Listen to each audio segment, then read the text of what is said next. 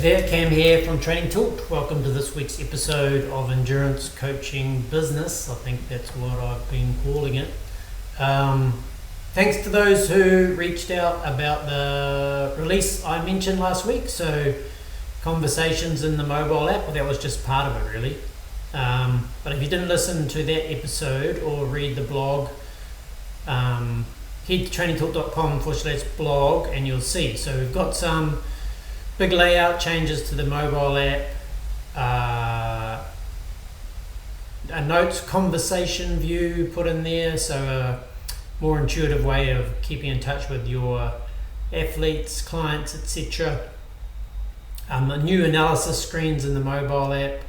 I think the notes and messages is probably the biggest thing, just because that's, I think, should make it a lot easier to keep in touch with your clients. So read that blog, and I also mentioned that notes is turned off by default. So if you want to switch that on, then head to the blog, Conversations in the Mobile app it's called, or log into your coaching platform, of course.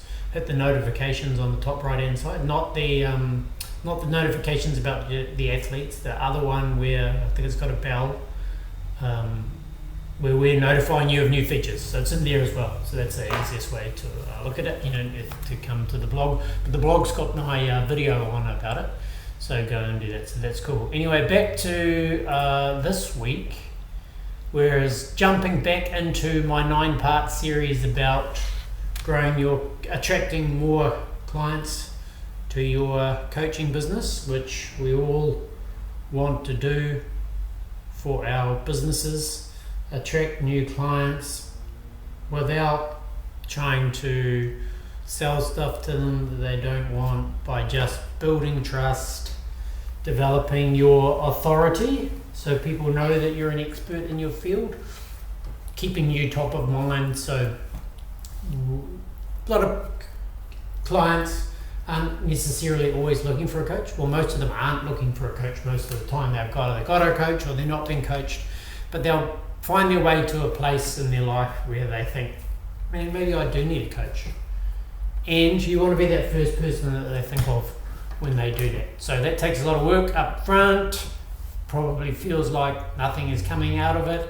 And maybe you haven't even realized that some of your more recent clients that you've got have come through doing all of this stuff, blogging, social media posts, all of that trust building stuff, authority building stuff online. So Part, I don't know what part it is, I've forgotten. It might be 7 or 8, if 9, maybe 7. Building trust in communities. So, no, not building rust.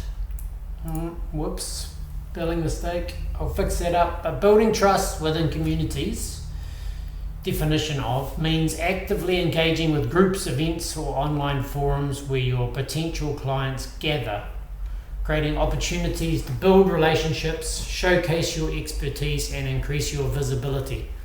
Okay, so genuinely interacting within communities involves more than just showing up and trying to find customers. It's about becoming an active and trusted member of the groups and events or forums where those potential clients gather. So, for example, participating in a local running club's weekly meetups. So, for example, we've got a running group just a couple of blocks away at Northcote Tavern here, local pub. Every Monday night, a big group gets together, socialises before and after, does a 5K run, has a lot of fun. So that's an example of where you could head along locally and then start building relationships with the runners and the organisers and everyone there. So similarly, attending something like an expo, like a triathlon expo or cycling workshops, that could be local, or you might want to travel a little bit for those. That'd be a bit of fun as well. I like to get out of town, do a bit of traveling, hanging in other cities and things like that. It's just fun, and you sometimes need to force yourself to do things like that to meet new groups of people. So so that's in-person stuff, but also online, so online forums, social media groups, Facebook groups, etc. They can also be pretty powerful just because of scale. You you can get into them easily. You can just spend 10 minutes on it or something like that, whereas in person you need to commit hours or something. So obviously you're going to spend more of your time doing these things online, but offline stuff's probably takes up a lot more time, but probably more impactful and more memorable for those potential clients involved. So so when you're answering stuff, when you're interacting online, you want to be like helping. So being helpful on the internet is a great way to build trust and authority, and it pays off in the long term, definitely. And it's pretty enjoyable too, when you can help people get some feedback, etc., without trying to sell. So the key thing is to really think about, where are my ideal clients? I talk about ideal clients a lot.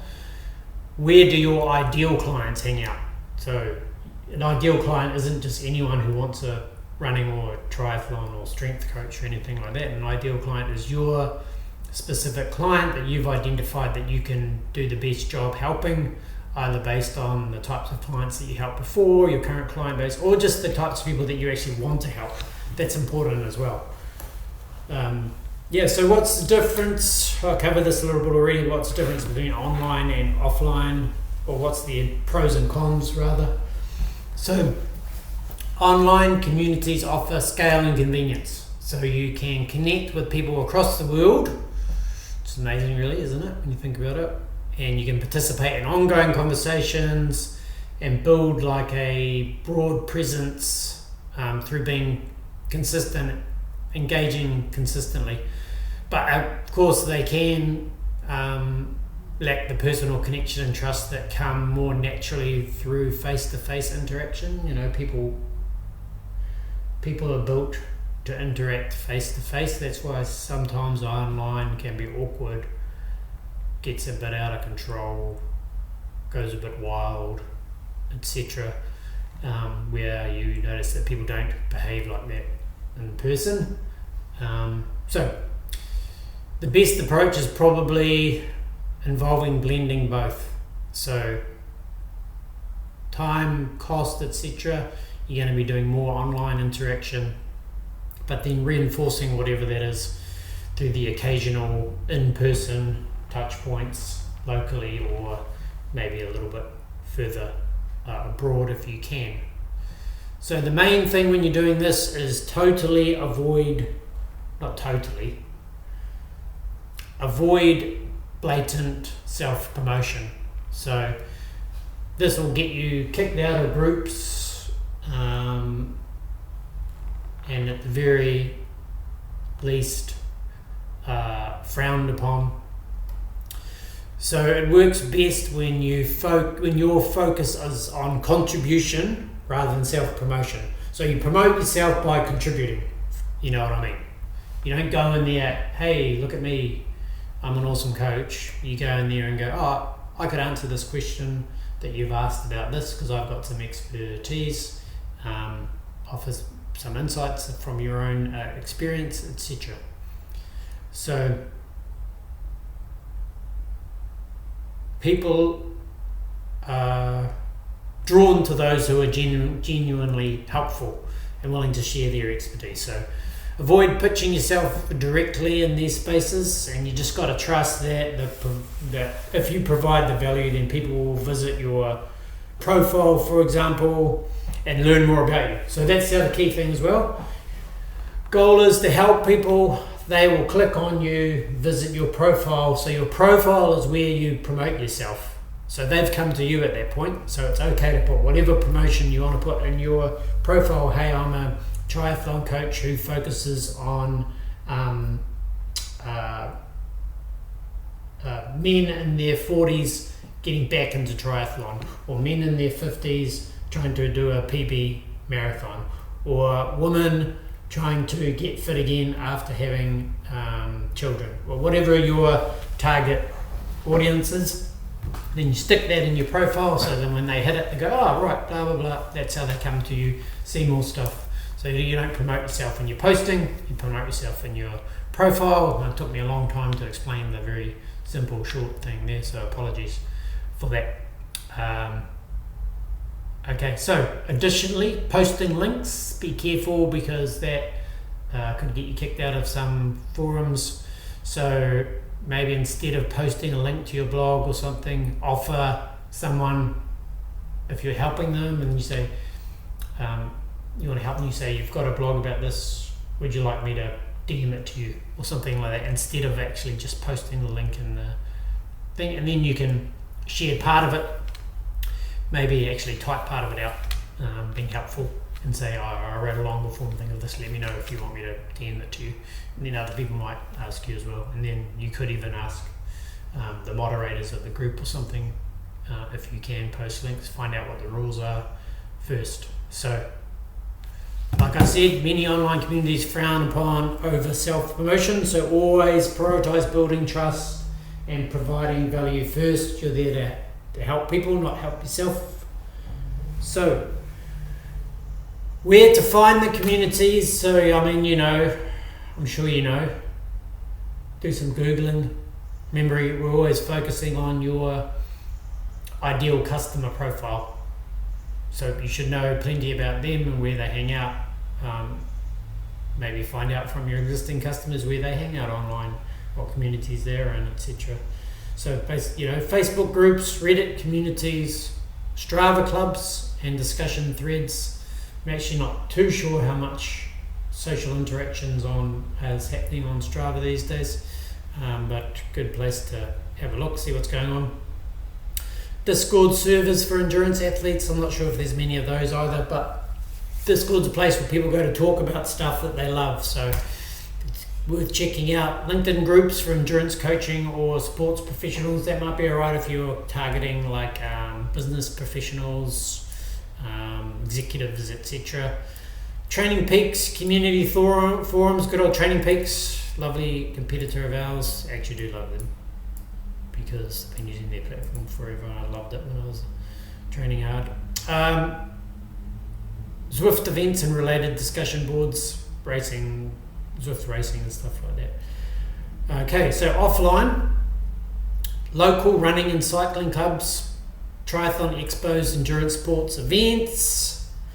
If you're in the States, you're more likely to be able to find some of those. In-person workshops and seminars on training and nutrition.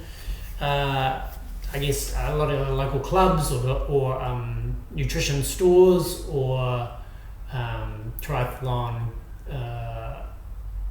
shops, those sorts of things put on those types of events. So go along and show up to those local meetup groups for athletes or coaches. If you live in a big city, then there's probably some of those.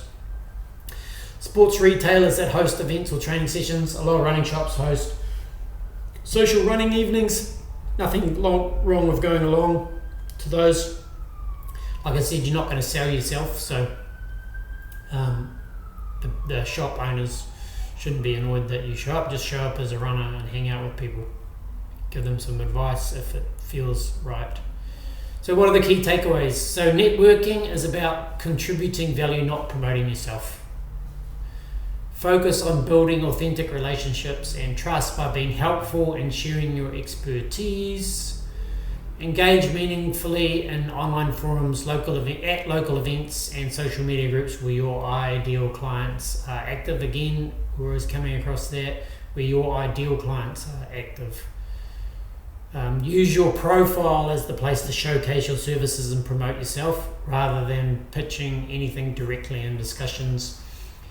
Post links sparingly, if at all, and only when they genuinely add value to a specific question or topic, very specific question or topic where you're actually answering someone exactly for what they're asking. Even if you actually just saw the question and quickly put the blog together afterwards, if you thought that there was value in that, you don't actually have to already have some content for it. It feels like if it's a question that a lot of people will be answering, then it's worth maybe going off and creating a short blog about it. So what's next? Well, I guess you look at those key takeaways that I just talked about and find out where those places are that your clients are hanging out, your potential clients are hanging out, and go and hang out there too. I guess that's simple. For online communities, spend a bit of time crafting your profile, so if they do hit it, they're not going to not realise that you're a coach. You want them to realise that you're a coach and that they could potentially help you more than you already have in the forum that you were helping them. Anyway, so that is where you promote yourself and your business. And the last one, stick it in your calendar, because otherwise you're not going to do it.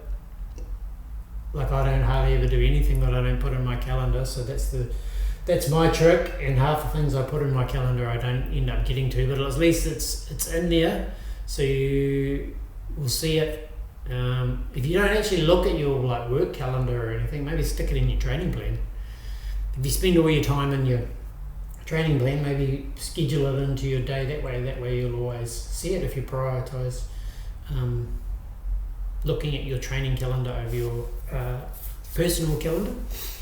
And that's it, really. Building trust, schedule it in as you part of your daily or weekly tasks. So, like most things I talk about, consistency is the key for all of these things, not how well you do it once. So that's it for today. So don't forget, more in the series. This is number 8. Sorry, I just realised. So not number 7, number 8. And number 9, paid advertising. That's next. Just what we all love to hate. But can be powerful and useful, and you don't need to spend that much money. So we'll talk about that next time. Other than that, have a look at the blog. Like I said up front, go back to that one about our recent release of mobile apps. I think that's pretty cool. I think we've done a pretty cool job, and it made a lot of improvements. We did open up, we did set some things up to make it a lot easier to release new stuff into the mobile app. So I'm actually working on something now. A nice home screen your clients can go to, see what their next workout is, see what their recently completed workout is, and then for you as a coach, the ability to slot something in there, maybe some group notes, or maybe something that you're promoting, maybe a quote of the day or something like that, just to make it a little bit more personalized. And again, make it more advantageous for them to be in your coaching platform, not something like Training Peaks where your brand hardly ever appears at all, as much as it is a great platform. And then of course, don't forget, if you're not a coach with Training Tilt, maybe you've tried us before a few years ago. We've been around for 10 years now. Maybe we were missing some features, maybe you didn't like some of the way things work, but things have changed, been in lots of improvements. Starting at $25 a month, pretty good pricing. And we've got our ultimate plan, in case New Zealand dollars showing here, but $25 a month, or $349 a month for the ultimate plan. The cool thing about the ultimate plan is you get 503 clients included in that, and all of the features and branded web, iPhone and Android apps. So you can basically have your own mobile app in the App Store with all the features you'd expect from an endurance coaching platform. So we have a bunch of coaches using that to really build their own brand, offer their own version of Training Peaks, you might say. And then you can go off and compete with Training Peaks, who they like to compete with you for your athletes. So why don't you compete with them for theirs? I think that's fair. So get in touch, sign up for a free trial. If you're interested in the ultimate, just sign up for the starter, because the features are all the same. Basically, it's just all the branding and stuff and the mobile app that we skin for you later. So you'll get an idea of whether it's something that will work for you just by signing up for that. So do that. Let me know. I can do a demo for you too if you want to look at the ultimate plan. Did one this morning for coaching business in Argentina, so that was interesting. But other than that, talk to you guys again soon.